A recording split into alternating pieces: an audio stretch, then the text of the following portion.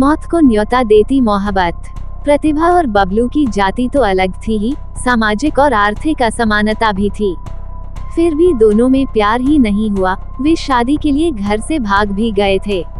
तब उनके विवाह में अड़चन कहाँ आई। बबलू और प्रतिभा का कोई जोड़ नहीं था। दोनों की जाति में ही नहीं, सामाजिक और आर्थिक स्तर में भी काफी फर्क था।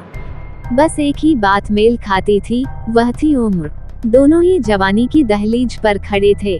शायद इसी वजह से दोनों में प्यार हो गया था। प्यार भी ऐसा कि दोनों अपने प्यार के लिए कुछ भी करने को तैयार थे। बबलू उत्तर प्रदेश के जिला एटा के थाना मारहरा के गांव मोहिनी के रहने वाले वीरपाल जाटव का बेटा था। वीरपाल कोई बड़े आदमी नहीं थे। उनके पास खेती की थोड़ी जमीन थी। उसी की कमाई से 5 बेटों और 1 बेटी को पाला पोसा। जवान होने पर 2 बेटे राजाराम और प्रमोद दिल्ली चले गए। कमाने धमाने लगे तो वीरपाल ने उनकी शादियां कर दी। शादियों के बाद वे अपने अपने परिवार को भी दिल्ली ले गए। उन दोनों से छोटा बबलू गांव में ही रहता था और ड्राइविंग सीखकर किसी की जीप चलाता था। उससे छोटे बंटी और कुलदीप वीरपाल की खेती में मदद करते थे।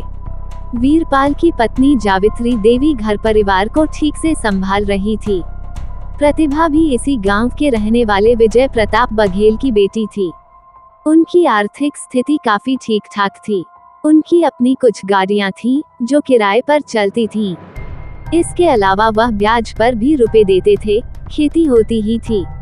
विजय प्रताप के परिवार में पत्नी भूदेवी के अलावा 2 बेटियां प्रतिभा, प्रिया और 2 बेटे ललित तथा अंकित थे।